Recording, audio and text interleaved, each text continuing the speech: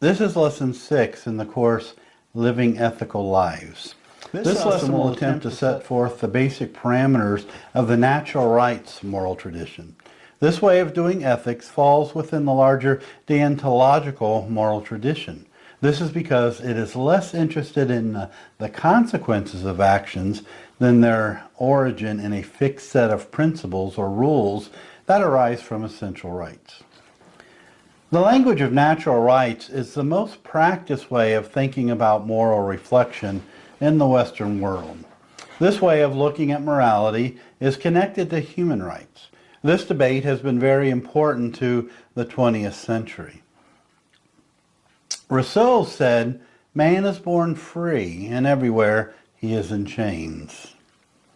The question is, if a person is free, then why is he or her so often in chains? When we talk about rights, we must understand two parties are present. Rights holders gives permission, obligates others. Rights observers refuses to interfere, limits the claims. The first are those who have the rights. The second are those who are called to recognize or honor these rights. To say I have a right is to say I have permission to act, or I have an entitlement to act, to enjoy, or to demand. Rights usually place a duty or obligation on another. This can be negative, refrain, or positive, assist in the successful exercise of the right. It is also true that to have a right is to have a certain responsibility. Now there are several ways to think of rights. One is negative rights: life, liberty, property, pursuit of happiness. And these rights place an obligation on the rights holder. Avoid interfering with life, with expressions of liberty, with holding property, and with pursuing happiness. Positive rights: basic subsistence, basic health care. These rights place an obligation toward the rights holders to provide minimal subsistence needs of food, shelter, and clothing, and provide basic health care. Absolute rights. This is the strongest kind of right. These rights cannot be overridden by other considerations. Sometimes these rights are called trump cards. Prima facie rights. At first glance it appears to be the case, a real right, but there is a question as to whether it applies. It also is called a presumptive right, one we initially presume to be relevant, but it is subject to further scrutiny. Justification of natural rights. Natural rights are those belonging to people simply by virtue of their nature. Four main approaches to justifying rights. First, self-evidence. These are taken for granted. An example of this would be the 1948 United Nations Universal Declaration of Rights. Then there's divine foundation. Now, John Locke, in two treatises on government written in 1690, refers to God as the ultimate source and foundation of human rights. He places rights in the moral structure of the universe. There's natural law, natural order created by God. They do not have to have theistic foundation, but they have to be careful about drawing normative conclusions on the basis of descriptions. There's human nature. Some foundational characteristics of group or characteristics of human nature entails the recognition of their rights. These are rights conferring properties, distinctly human: ability to reason, capability of making free choices, ability to have interests and to make plans, and capability of being autonomous. Generally, we can appeal to two criteria. The more essential a property is to being human, the stronger it will be as a rights-conferring property. Then, rights-conferring properties are limited to those characteristics that are morally good or morally neutral. Some examples of arguments that appeal to human nature include they establish that some characteristics of human nature, such as the ability to make free choices, is a rights-conferring property. That is a property that is essential to human life, either morally good or morally neutral. Establish that certain empirical conditions, such as the absence of physical constraints, are necessary for the existence or the exercise of that characteristic. They conclude that people have a right to those empirical conditions. The final step in arguments for positive rights is to conclude that people, state, society, or some other specified party have a duty to provide those empirical conditions. Any discussion of natural rights must involve reflection upon political power. The reflection on political power relates to the human community. It also relates to our understanding of the nature of humanity, especially as it is reflected in groups. Now, things that commend natural rights. They include natural rights establish the essential dignity of human beings. Natural rights are born in the so-called Age of Reason, the period that saw the Declaration of Independence in the United States Constitution and the French Revolution. These documents and the events that surround them have caused a deeper appreciation for the basic right to life, liberty, and the pursuit of happiness. These rights intend to extend to all people regardless of economic status, gender, ethnicity, and so on. The basic dignity of human beings seems to be an intrinsic value. Next, natural rights are rational and translatable. Reason is able to establish natural rights, and this means these rights can be translated beyond particular cultures.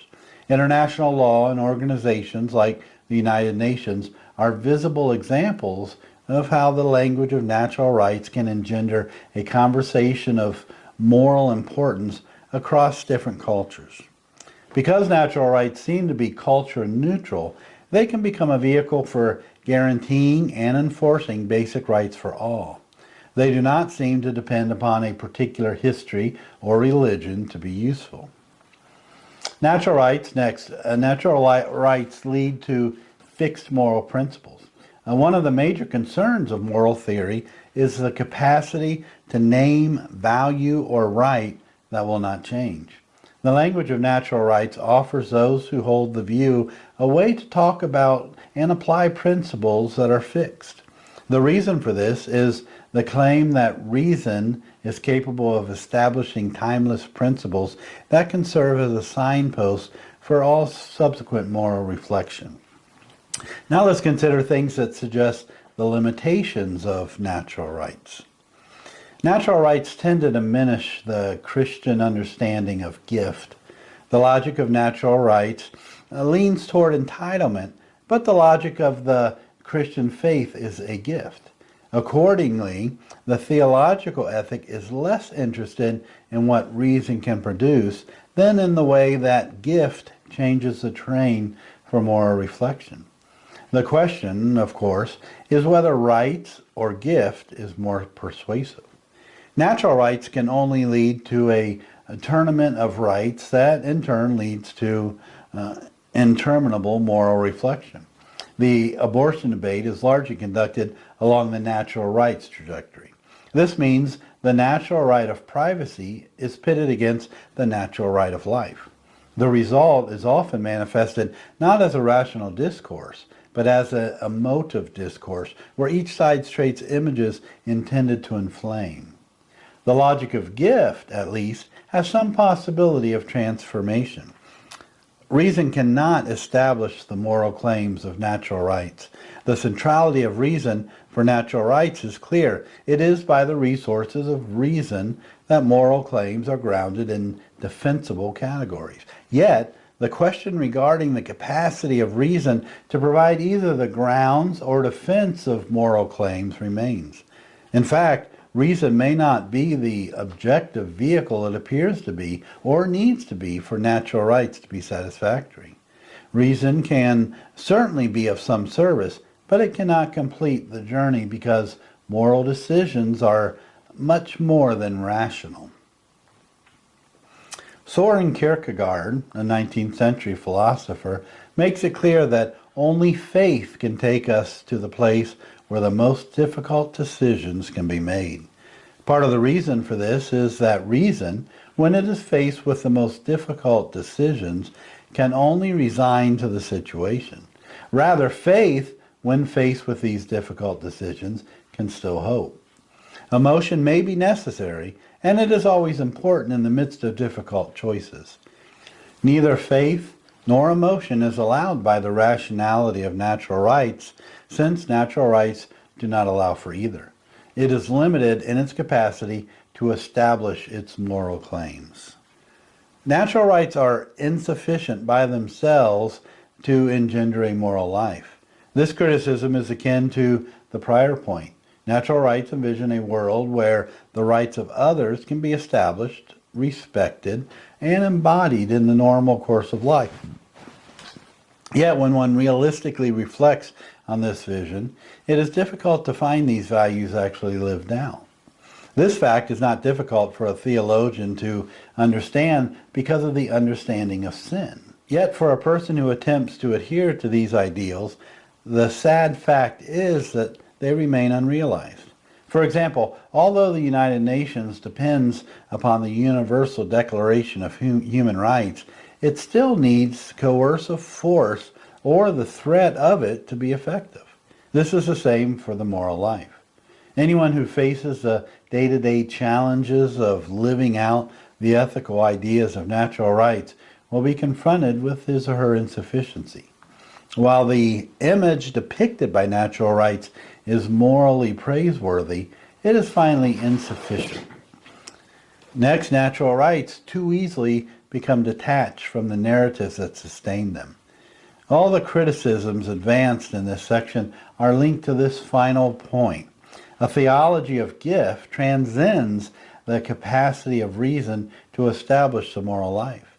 Since life is richer than objective rationality, the morality it requires must include more than reason. Because of what the moral life requires, it is not possible for reason to be fully sufficient. These three criticisms are made even more clear in the light of natural rights to detach themselves from the larger narratives that give them life and meaning.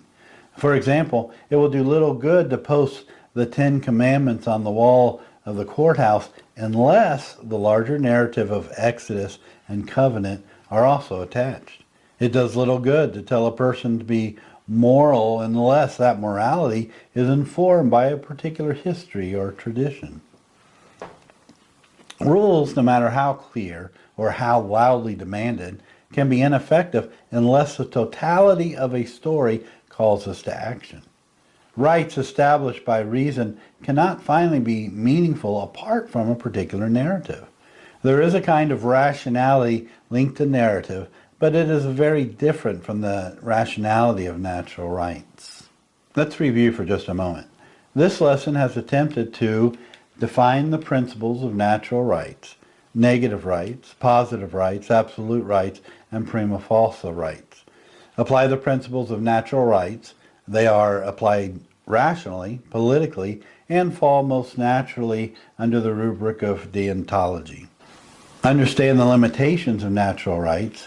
They diminish the Christian understanding of gift. Reason cannot finally establish the moral claims of natural rights. In and of themselves, natural rights cannot engender the moral life, and natural rights too easily detach themselves from narratives. The issue of natural rights is in many ways the most natural way to think of ethics in the secular mindset. It informs the United States Constitution and much of the conception of Western democracy. This, of course, is antithetical to the Christian point of view. Let me give you a closing thought for this lesson. Romans 14 is an interesting chapter of the New Testament. Paul addresses a conflict between new Christians and more established Christians. Some of the new Christians are offended by the behavior of the older Christians. Paul counsels, "Let us then pursue what makes for peace and for mutual upbuilding." It's in chapter 14, verse 19. He stated earlier, "Let us therefore no longer pass judgment on one another, but resolve instead never to put a stumbling block or hindrance in the way of another." That's verse 13 in chapter 14. All of this suggests that from a Christian point of view, rights give way to mutual concern. We ought to be less interested in contending for rights and more concerned with mutual upbuilding.